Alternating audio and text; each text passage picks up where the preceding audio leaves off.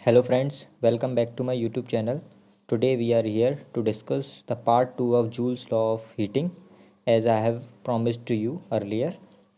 तो आज हम देखेंगे कि जो दूसरा डेरिवेशन होता है जूल्स लॉ का उसको कैसे कर सकते हैं।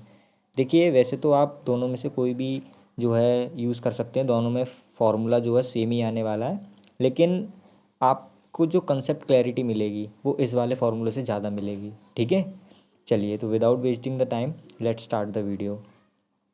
तो कल हमने देखा था कि जो जूल्स लॉ है वो बेसिकली क्या है, वो ये बताता है कि कभी भी किसी भी कंडक्टर में अगर करंट आता है तो उसके अंदर कितनी हीट एनर्जी प्रोड्यूस होगी। मैंने क्या बोला? Heat energy. ठीक है, अब हीट एक एनर्जी है और आप जानते हो एनर्जी कैसे आती है? वर्क डन करने से। किसी भी चीज़ में एनर्जी तभी आती है जब उसके ऊपर या उसके द्वारा कोई भी वर्क डन किया जाता है। ठीक है, तो आप मुझे बताइए कि इलेक्ट्रिसिटी में ऐसा कौन सा फॉर्मूला है जिसमें वर्क डन का डिस्कशन होता है। ठीक है, तो आप बोलेंगे कि पोटेंशियल डिफरेंस। ठीक है, तो पोटेंशियल डिफरेंस ही एकमात्र ऐसा फॉर्मूला है जिसमें वर्क डन की बात कही गई है। ठीक है, तो V बराबर क्या होता है आपका? W/Q। ठीक है, यही फॉर्मूला है। ठीक है, जिसमें V बराबर W/Q मतलब ये पोटेंशियल डिफरेंस। ठीक है, कि जो वर्क डन होता है किसी भी यूनिट पॉजिटिव चार्ज को इन्फानाइट से किसी भी इलेक्ट्रिक फील्ड के अंदर आप लेकर आते हो, तो जो फोर्स, जो एक्सटर्नल फोर्स जो वर्क डन करती है उस चार्ज को इन्फानाइट से लाने तक का, वही जो है आपका पोटेंशियल डिफरेंस कहलाता है। ठीक है, तो अब हम देखेंगे यहाँ से हम वर्क डन अगर निकालें तो वर्क डन हमारा किसके बराबर आ गया? V/Q के। ठीक है, तो V/Q। अब मुझे बताइए, अब ये जो V जो है, ओम्स लॉ आपने पढ़ाई है। ठीक है, ओम्स लॉ क्या होता है? V=IR। तो यहाँ पे V की अगर हम वैल्यू लगाएंगे, ठीक है, जो कि क्या होती है? IR, तो V की वैल्यू लगाइए IR। ठीक है, अच्छा Q क्या है? Q आपका चार्ज है। ठीक है, और आप मुझे बताइए, आपने करंट का एक फॉर्मूला पढ़ा होगा जिसमें होता है current is charge flowing per unit time. तो I बराबर Q/T होता है। तो यहाँ से अगर मैं Q की वैल्यू निकालूंगा तो Q की वैल्यू कितनी निकलती है? Q बराबर निकलता है तुम्हारा, Q बराबर कितना निकलेगा? Q बराबर निकलेगा I/T। तो Q बराबर मेरा कितना आ जाता है? I/T। ठीक है, तो यहाँ पे मैं Q की वैल्यू भी लगा देता हूँ। ठीक है, तो वो हो जाएगी I/T। ठीक है, अब यहाँ पे आप देखेंगे कि I दो बार आ गया। ठीक है, तो I/I क्या हो जाएगा? I²। ठीक है, RT। तो देखिए यही वर्क डन जो होता है, यही वर्क डन हमारा हीट एनर्जी के फॉर्म में स्टोर हो जाता है। और यहाँ से भी देखिए सेम फॉर्मूला हमें मिल जाएगा I²RT। ठीक है, I²RT। और आप कल की वीडियो देखिएगा, उसमें भी हमने यही फॉर्मूला डिराइव किया था, लेकिन वो दूसरे मेथड से किया था, उसकी डेफिनेशन के अकॉर्डिंग हमने उस फॉर्मूले को डिराइव किया था। ठीक है, तो आज जो है हम थोड़ी इसकी एप्लीकेशंस के बारे में भी डिस्कस करेंगे। याद रखिएगा कि इसके फॉर्मूले से क्वेश्चन आए ना आए। ठीक है, इसलिए मैंने इसको सेकंड पार्ट तक लेके गया। इसके फॉर्मूले से क्वेश्चन आने की प्रोबेबिलिटी बहुत ही कम है, लेकिन मैं आपको एश्योरेंस दिलाता हूँ कि अगर क्वेश्चन आता है और अगर आपका पेपर एक अच्छे लेवल का होता है तो जूल्स लॉ की एप्लीकेशन इतनी इंपॉर्टेंट है कि आप पूछो मत। ठीक है, तो आप 3 एप्लीकेशंस आपको याद रखनी है। ठीक है, जैसा कि मैंने आपको पहली वीडियो में बताया था कि जूल्स लॉ क्या होता है। जूल्स लॉ में बस आपको ये बताता है कि किसी भी बॉडी के अंदर कितनी हीट एनर्जी प्रोड्यूस हो रही है। तो कहीं ना कहीं इसकी जो एप्लीकेशंस होंगी, देखिए एप्लीकेशंस का मतलब क्या होता है कि जो भी हम फिजिक्स में चीज़ें पढ़ रहे हैं, ठीक है, उसका जो प्रैक्टिकल एप्लीकेशन हो सकती है अपनी डेली लाइफ में वो क्या है।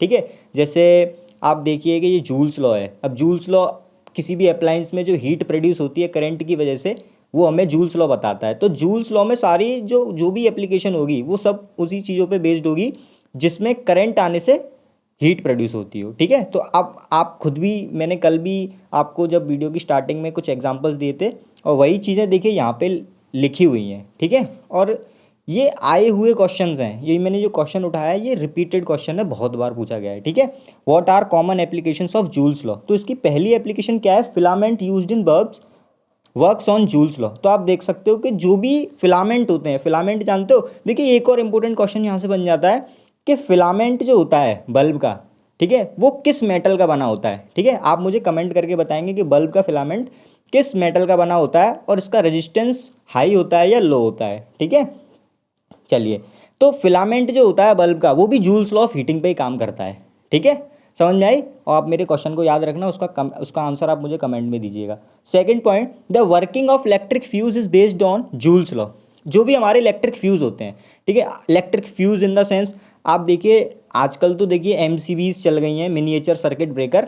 याद रखना एमसीबी की फुल फॉर्म भी पूछी गई है एग्जाम में, ठीक है, कि what is the full form of MCB, ठीक है, तो आप याद रखिएगा इसकी फुल फॉर्म जो होती है वो होती है मिनिएचर सर्किट ब्रेकर, ठीक है। तो जो आपकी चलिए अभी यहाँ पे एमसीबी की बात नहीं कर रहे हैं, हम इलेक्ट्रिक फ्यूज़ की बात कर रहे हैं, ठीक है। तो इलेक्ट्रिक फ्यूज़ क्या होता है? ये जो होता है तुम्हारे जो घरों में इलेक्ट्रिसिटी आ रही है ना, उसके साथ जो वायर का जो कनेक्शन होता है वो फ्यूज़ के साथ किया जाता है। तो जैसे ही आपके वायर्स में इलेक्ट्रिसिटी की वैल्यू बढ़ती है एक फिक्स वैल्यू से, तो उससे क्या होता है, जो फ्यूज़ वायर होता है ना, उसका रेजिस्टेंस तो बहुत हाई होता है लेकिन मेल्टिंग पॉइंट बहुत लो होता है। तो करंट की वैल्यू बढ़ने से वो जो फ्यूज़ वायर होता है ना वो मेल्ट हो जाता है, और मेल्ट होने से क्या होता है, जो आपका सर्किट है वो ब्रेक हो जाता है, और सर्किट ब्रेक होने से आपकी घर की जो बिजली होती है वो डाउन हो जाती है, ठीक है, और आपके जितने भी अप्लायंसेज हैं वो फूकने से बच जाते हैं, ठीक है। अन्यथा अगर जैसे आप देखेंगे कि करंट की वैल्यू बढ़ गई एकदम से, और करंट की वैल्यू बढ़ने की वजह से सारे के सारे जो अप्लायंसेज हैं वो इतना एक्स्ट्रा करंट जो है झेल नहीं पाते हैं, और उनमें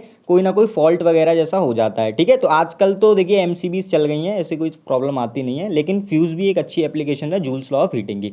तो पहली इसकी एप्लीकेशन थी बल्ब का फिलामेंट, दूसरी इसकी एप्लीकेशन है इलेक्ट्रिक फ्यूज़, और तीसरी इसकी एप्लीकेशन है बहुत ही कॉमन इलेक्ट्रिक हीटर हो गया हमारा, गीज़र हो गया हमारा, माइक्रोवेव हो गया, ठीक है, माइक्रोवेव अवन और टोस्टर, ठीक है, ये सारे के सारे जूल्स लॉ ऑफ हीटिंग पे ही वर्क कर रहे हैं, ठीक है। तो गाइस यही था आज की वीडियो में, और ये था इसका पार्ट 2। अगर आप कहेंगे तो मैं जो है इस पे एक बेस्ड कुछ न्यूमेरिकल्स भी लेकर आऊँगा, और यहाँ आपका जूल्स लॉ पूरा ख़त्म हो जाता है। इसके अलावा आपको जूल्स लॉ में पढ़ने की कुछ भी ज़रूरत नहीं है।